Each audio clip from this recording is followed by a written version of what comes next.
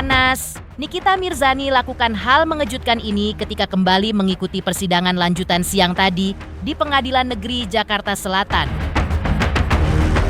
Sidang dengan agenda menghadirkan saksi ahli dari pihak Nikita Mirzani tersebut benarkah berlangsung panas? Rentetannya dimulai ketika Nikita absen hadir secara fisik di ruang sidang dengan alasan sakit gigi.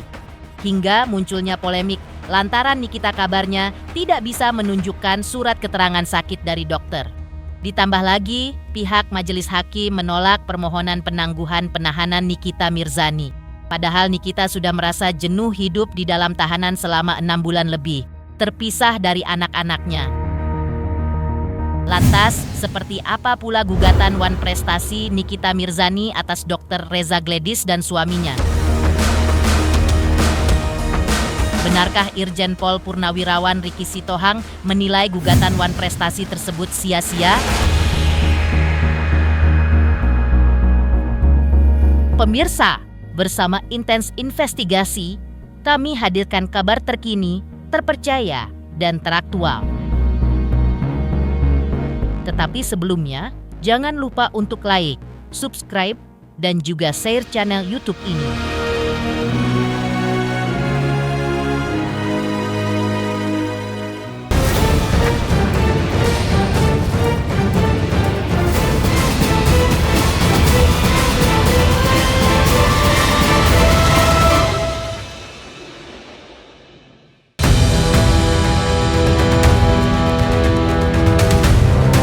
Persidangan atas terdakwa Nikita Mirzani dalam kasus dugaan pemerasan yang dilaporkan Dr. Reza Gledis yang kembali digelar siang tadi di Pengadilan Negeri Jakarta Selatan berlangsung panas.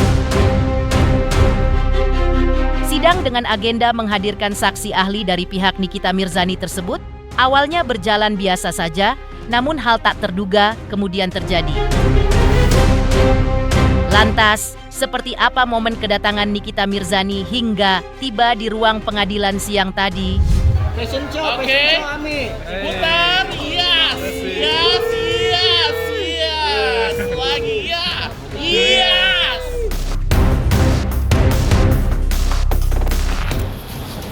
Kaniki, siapa saksinya hari ini Kaniki? Siapa aja nih hari ini? Nggak tahu.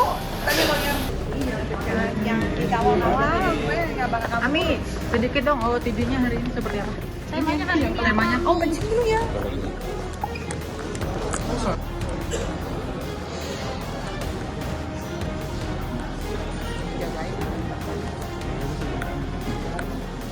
Kaniki, mungkin ada gugatan Wan Prestasi baru, ada gugatan Wan Prestasi yang baru, Ami.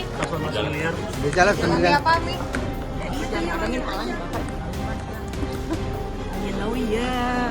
Berapa buat lagi mungkin Ami?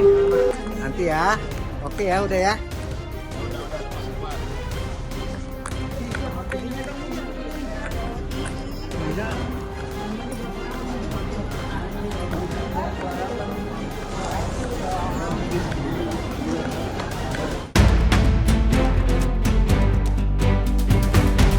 Kembali hadir di persidangan hari ini, pasca permohonan penangguhan, penahanannya ditolak oleh majelis hakim, hingga kabar bahwa Nikita Mirzani sebelumnya menderita sakit gigi, hingga berujung pro kontra di ranah publik dan jagat maya. Namun, benarkah Nikita siang tadi menyerahkan surat sakit yang ditunggu-tunggu oleh majelis hakim sejak persidangan sebelumnya? Seperti apa momen panas persidangan Nikita Mirzani siang tadi di Pengadilan Negeri Jakarta Selatan tersebut?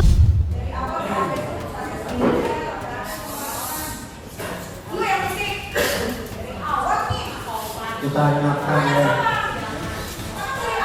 terdakwa menuntut umum ya, terdakwa menuntut umum ya, kita minta umum terdakwa. Iya, dua-duanya diam.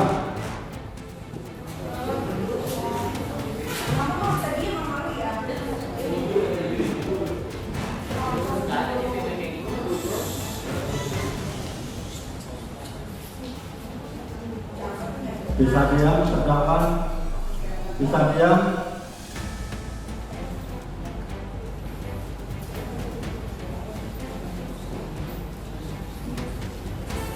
sejak awal majelis sudah mengingatkan ya, semua lewat majelis, nggak usah saling saut-sautan seperti itu ya. Kadang drop, kadang sehat, kadang drop, kadang sehat. Besok biasanya nanti dari jaksa nanti telepon ke rutan. Usai menjalani persidangan, pihak Nikita Mirzani pun menyampaikan keterangan terkait berjalannya persidangan. Apa yang lagi-lagi membuat Nikita Mirzani tampak merasa panas ketika menghadiri persidangan siang tadi? Dia puas karena memang itu yang terjadi. Memang seperti itu mereka pembeli, jadi mereka konsumennya Reza ya seperti yang tadi kamu dengar ya kayak gitu, nggak ada yang disetting, nggak ada yang diajari, memang begitu ada. Ada nanti tinggal lihat aja di websitenya PM. Pidana perdata. Nggak tahu aku itu lawyer. Tadi hari ini saksi ini meringankan Ami Meringankan atau tidak itu nanti dari keputusan hakim, tapi semuanya memang sesuai sama mereka yang mereka alami. Tidak ada di-setting, tidak ada diajarin, semuanya ya natural aja. Kalau rugi pasti rugi, kan udah 7 bulan. Harusnya film Hangmak X Nenek Gayung kan harusnya aku kan utama. Karena ditahan jadi enggak. Komik A harusnya aku juga main karena masih ditahan. Mengejutkan, apa yang dilakukan Nikita Mirzani ketika hadir dalam sidang lanjutan hari ini dalam kasus yang dilaporkan oleh Dr. Reza Gledis di Pengadilan Negeri Jakarta Selatan. Lantas, seperti apa pula aksi Nikita Mirzani yang telah menggugat kembali Dr. Reza Gledis dan suami atas dugaan wan prestasi di Pengadilan Negeri Jakarta Selatan?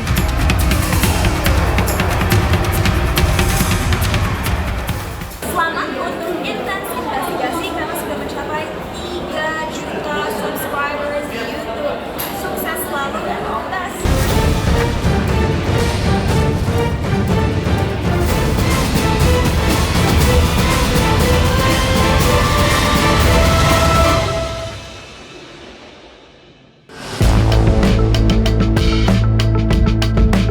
Jika sebelumnya gugatan wan prestasi dari Nikita Mirzani kepada Dr. Reza Gledis dicabut, maka kini Nikita Mirzani kembali melayangkan gugatan wan prestasi atas Dr. Reza Gledis dan Dr. Ataubah Mufid. Gugatan wan prestasi dari Nikita dan Ismail Marzuki tersebut telah terdaftar di Pengadilan Negeri Jakarta Selatan pada tanggal 10 September 2025.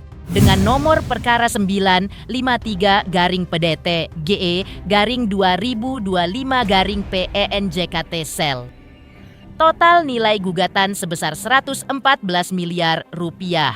Rinciannya sebagaimana tertera dalam petitum atau tuntutan yang tertera di website Pengadilan Negeri Jakarta Selatan.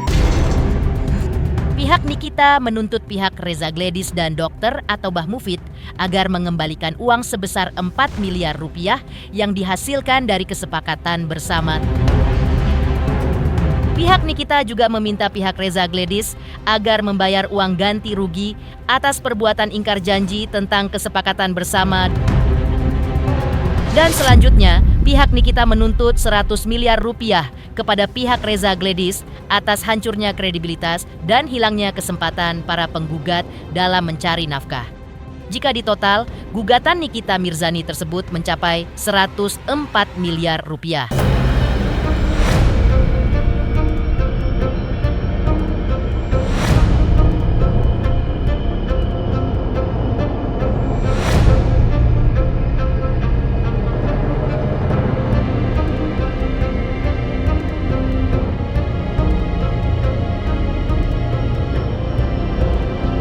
Sementara itu, pihak Reza Gledis melalui kuasa hukumnya, Julianus Sembiring menanggapi gugatan wan prestasi Nikita Mirzani tersebut.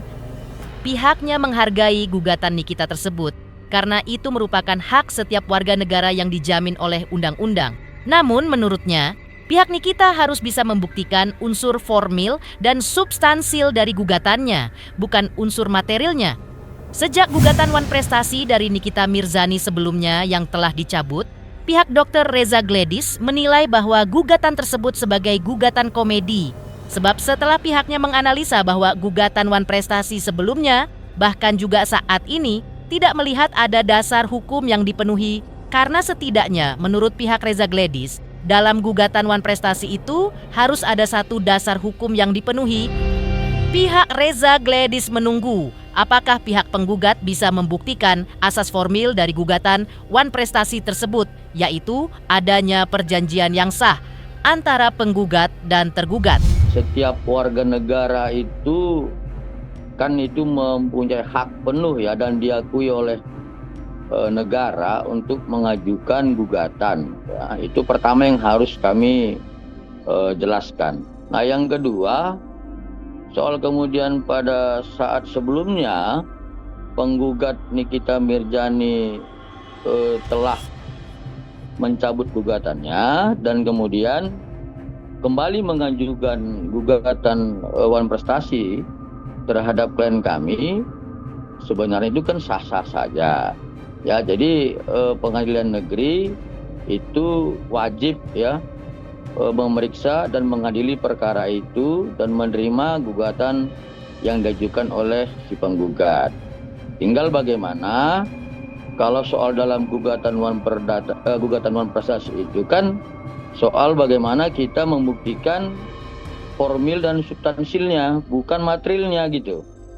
Nah, kalau kemudian penggugat ini merasa yakin dan percaya bahwa formil itu telah dipenuhi, ya silahkan saja. Dari awal kan kami sudah sampaikan bahwa sebelumnya ini gugatan Wan Prestasi yang diajukan menurut kami kan satu gugatan yang komedi. Kenapa? Karena kalau gugatan Wan Prestasi itu harus ada dasar hukum yang dipenuhi ya. Secara umum itu sebagaimana 1234 KU Perdata, 1243 KU Perdata, 1320, 1238, 1246 KU Perdata. Nah, kemudian setelah kami analisa pada saat gugatan sebelumnya, kami tidak melihat bahwa dasar hukum tentang gugatan Wan Prestasi yang kami sebutkan barusan itu terpenuhi. Jadi kalau kemudian pada saat itu penggugat melalui kuasa hukumnya mencabut gugatannya karena dengan alasan tertentu, menurut kami itu sudah benar. Tapi kalau kemudian ini diajukan kembali gugatan yang baru, ya kami juga akan berpikir ini apakah ada ilmu baru atau strategi baru yang selama ini belum kami pahami di negara kita. Jadi ya kami juga akan melihat seperti apa dalil-dalil gugatan yang akan diajukan penggugat dalam hal ini adalah Nikita Mirzani dan Ismail Marzuki.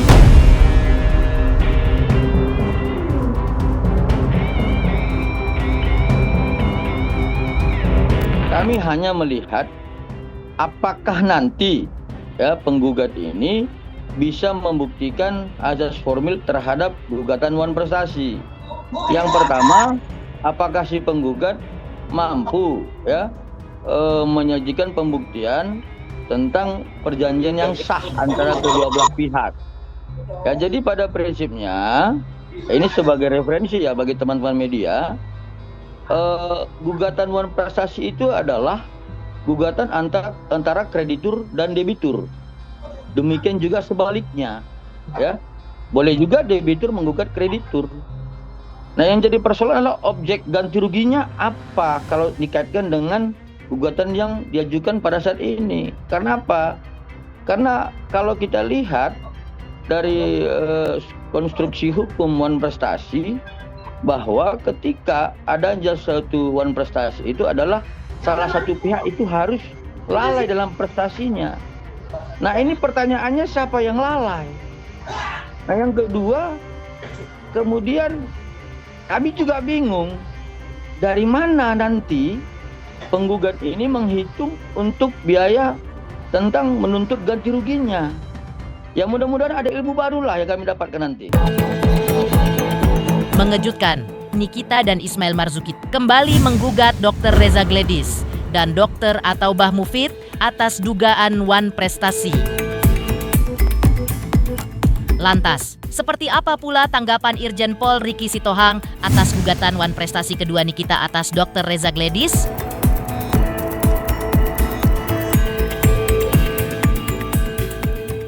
Selamat untuk Intens Investigasi 3 juta subscriber, luar biasa sekali 3 juta. Ya pokoknya semakin sukses lah dan bisa menghadirkan sesuatu yang memang baik untuk diperlihatkan.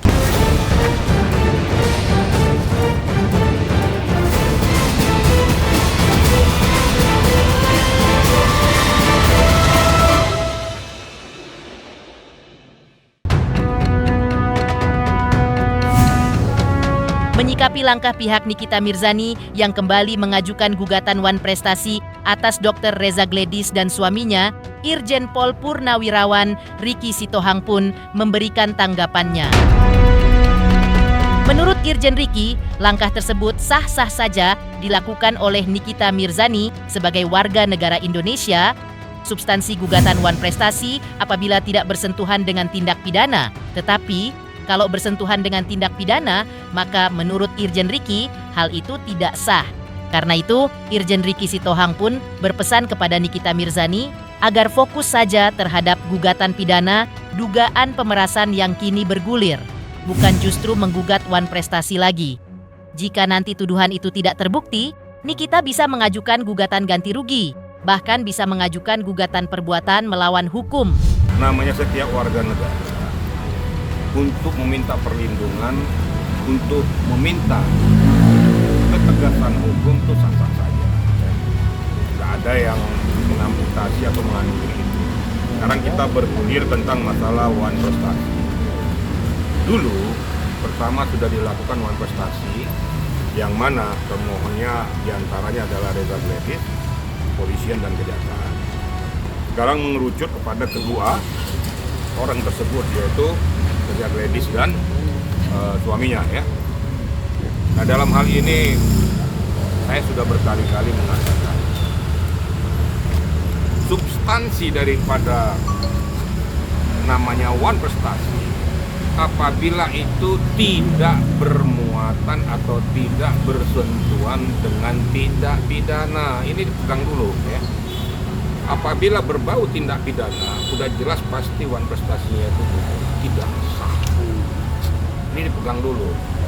Nah sekarang saya tidak mengerti Wan Prestasi yang diajukan kembali ini muatannya apakah ada kesepakatan lain di antara mereka. Kesepakatan apa? Saya juga tidak mau mengupas terlalu jauh. Tapi sepanjang kalau seandainya itu mengarah kepada tindak pidana yang sedang terjadi, yang sedang bergulir, menurut hemat saya itu tidak sah. Hemat saya ya, tapi kan semua itu tergantung pada kekuatan hukum.